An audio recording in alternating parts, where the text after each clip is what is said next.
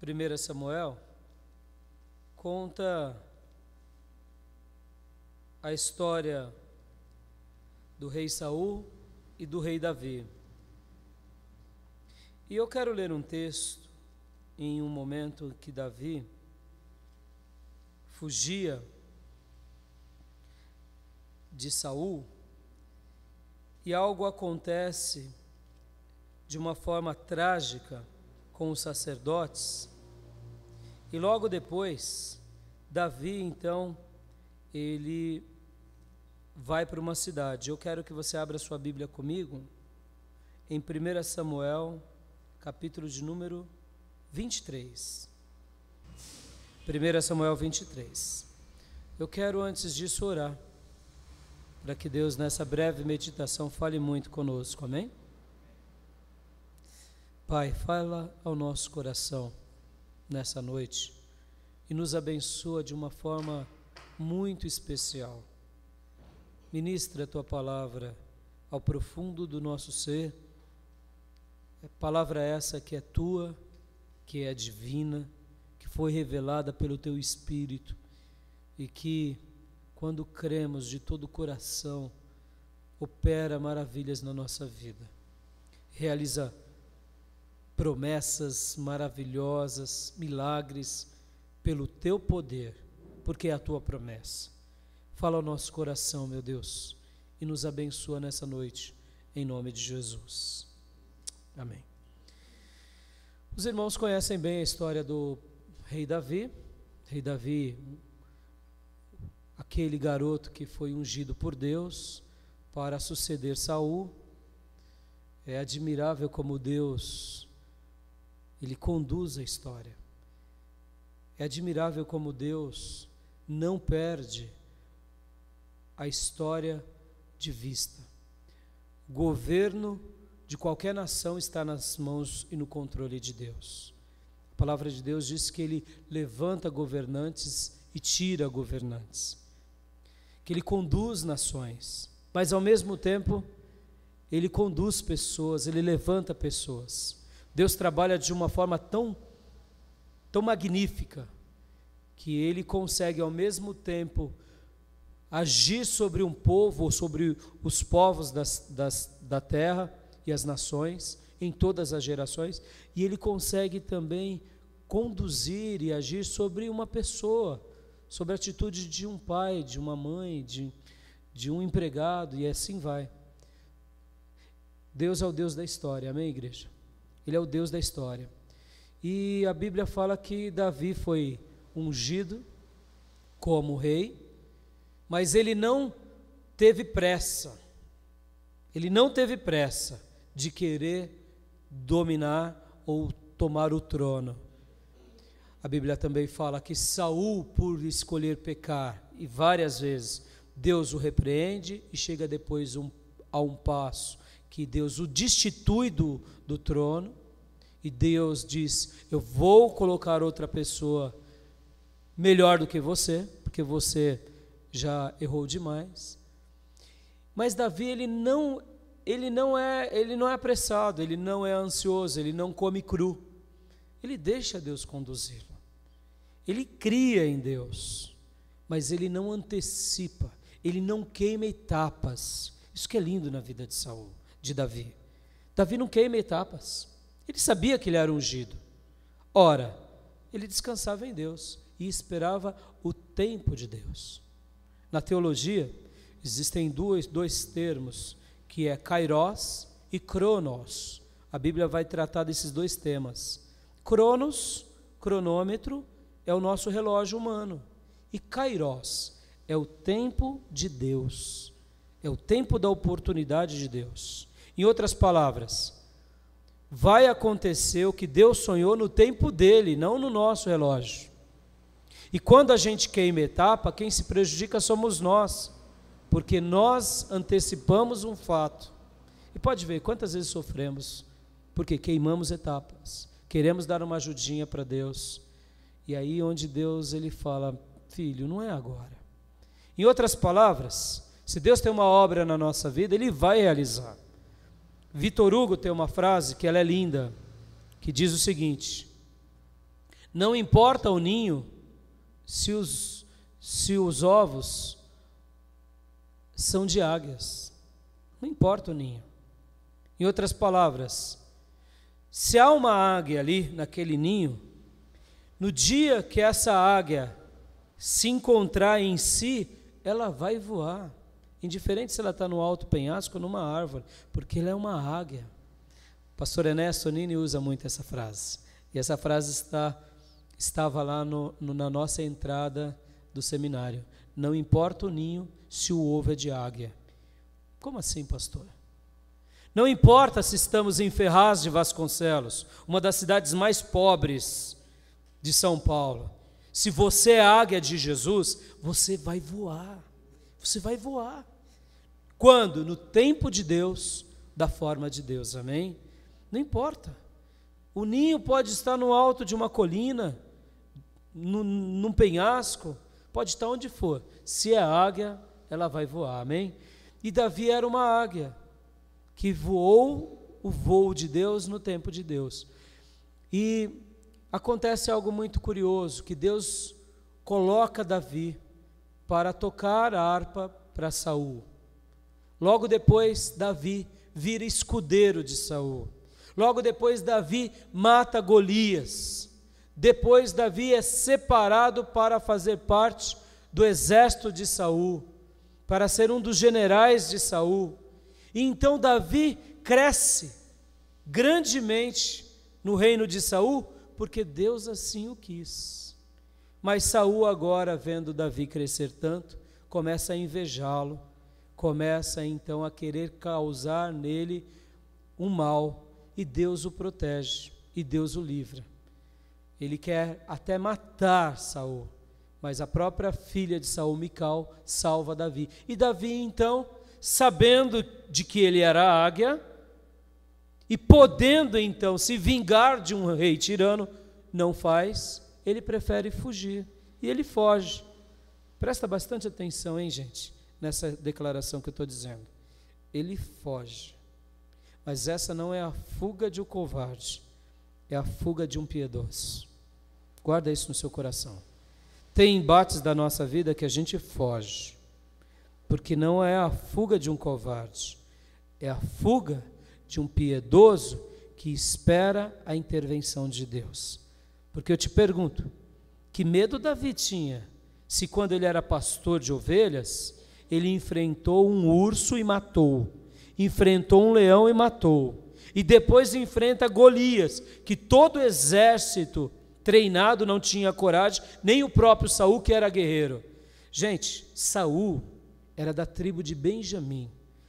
A tribo de Benjamim era uma tribo especial em Israel.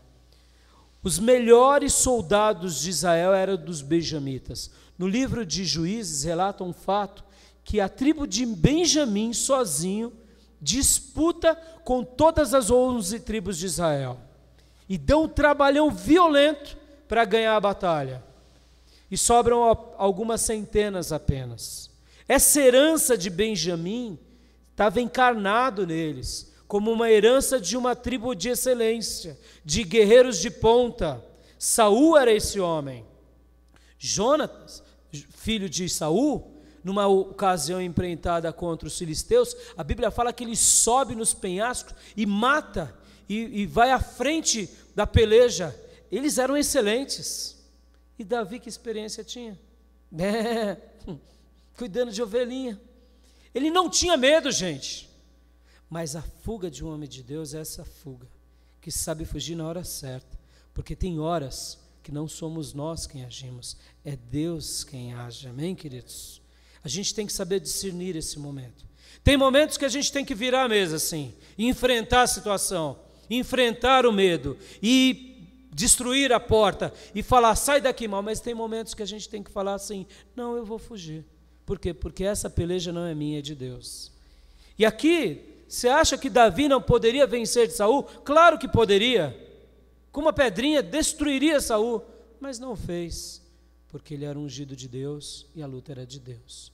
Ele foge, e Davi foge, e Davi vai e passa entre os sacerdotes, E depois Saul descobre, vai lá e mata 85 sacerdotes. 85 pastores morreram. 85 pastores. O rei de Israel mata cruelmente, porque Davi passou por lá enquanto fugia. E Davi então, Saul ficou sabendo disso. E não pense que parou por aí não. Parou não. Saul dá ordem, mate todos os sacerdotes, os soldados de Davi, falando, não vamos matar os pastores de Israel? Vamos matar aqueles que cuidam das nossas famílias? Aí vai um outro homem, um edomita, e vai lá e mata os 85. E depois dá ordem, mata agora todas as crianças, mulheres e gado. Acabou com tudo dos sacerdotes. Só sobrou um, só um que fugiu. E Davi agora angustiado, sabendo que ele se sentia culpado, e falava, meu Deus, por causa de mim estão morrendo. E Davi continua fugindo, irmãos. Se você for ver do capítulo 17, 18, 19, Davi só foge, gente, só foge. Por quê? Porque ele sabia que essa luta era de Deus. E agora aqui em Keila, é só isso que eu quero trabalhar com vocês hoje. Acontece uma situação muito interessante. Davi recebe uma orientação do profeta Gate, no capítulo 22, no versículo de número 5. Só quero ler esse versículo e depois a gente vai para o 23. Porém o profeta Gate disse a Davi, não fique neste lugar seguro, vai e entra na terra de Judá. Então Davi saiu e foi para o bosque de Orete. Olha só, presta atenção no que eu quero falar. Davi era um homem que tinha tanta fé, que veio o profeta e disse, não fica aí escondido aqui em Moabe não, porque Davi foi para Moabe, levou o paizinho dele, a mãezinha, e disse assim, ó rei de Moabe, cuida dos meus pais, porque eu não sei o que Deus tem para fazer na minha vida, eu não sei. Saul está querendo me matar, se eu deixar meus pais lá, ele vai usar meus pais para tentar me prender. Minha esposa ele não vai matar porque é a filha dele, porque se fosse outra com certeza mataria, mas cuida dos meus pais. E aí vem o profeta e diz, não fica aí não, fica escondido não, pode voltar para ajudar. Vem cá, se põe no lugar de Davi, você voltaria para ajudar? Vou voltar para o quintal do meu inimigo? Mas Davi volta, gente, Davi volta para lá. E agora, no capítulo 23, versículo 1, olha o que diz, foi dito a Davi, eis que os filisteus pelejaram contra Keila e saquearam as eiras.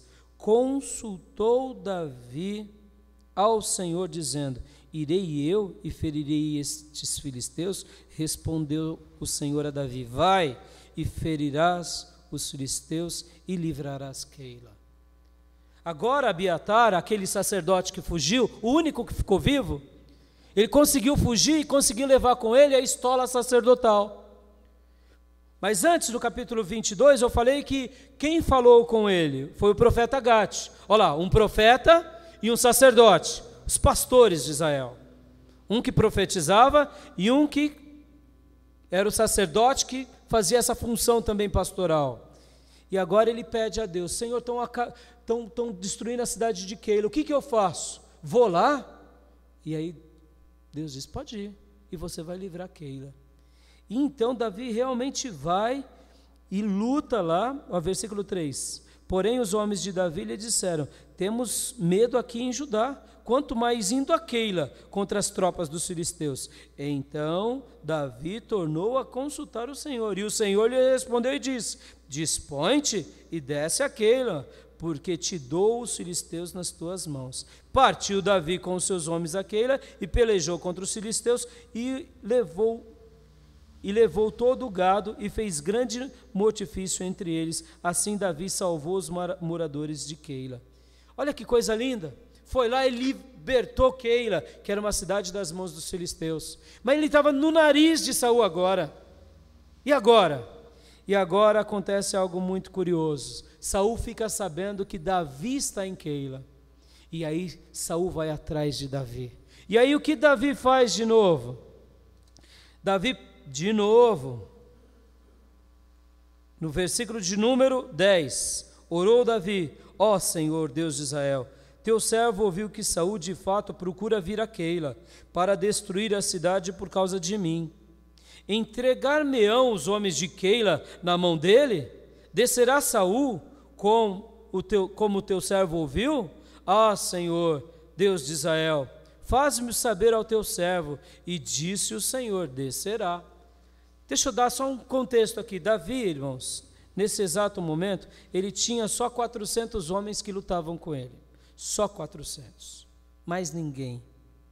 Só 400. E agora ele fica sabendo que Saul está indo para Keila. E agora ele livrou aquela cidade. Livrou ou não livrou? O que você acha? O povo daquela cidade ia trabalhar do lado de Davi agora? Possivelmente, claro, ora. O povo acabou de ser liberto pelas mãos de Davi, não foi? Mas Davi pergunta para Deus aqui: Saul realmente vai vir a Keila? E Deus disse: vai. E agora no versículo de número 12: perguntou-lhe Davi: entregar-me-ão os homens de Keila a mim e aos meus servos nas mãos de Saul? E o Senhor respondeu: entregarão. Ou seja, Senhor, tudo bem, Saul vai vir aqui para Keila, não vai? Vai.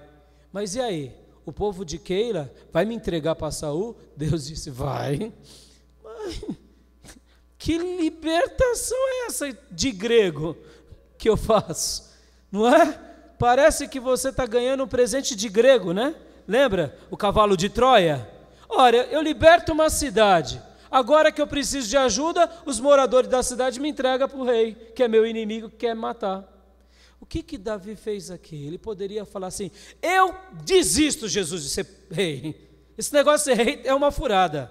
Porque eu faço as coisas que é para fazer, eu consulto o Senhor diz para eu ir, eu vou. O Senhor me diz para lutar, eu luto, eu venço. E agora eu não estou entendendo nada. O que Davi fez aqui, gente? Davi, presta bastante atenção no que eu quero te dizer. Davi, em nenhum momento, se rebelou contra Deus. Sabe por quê? Porque ele sabia que o Deus dele iria cuidar dele.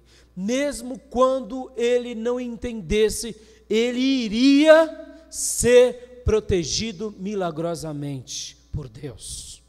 Está aparecendo a tua vida? Está aparecendo a minha vida? No seu emprego?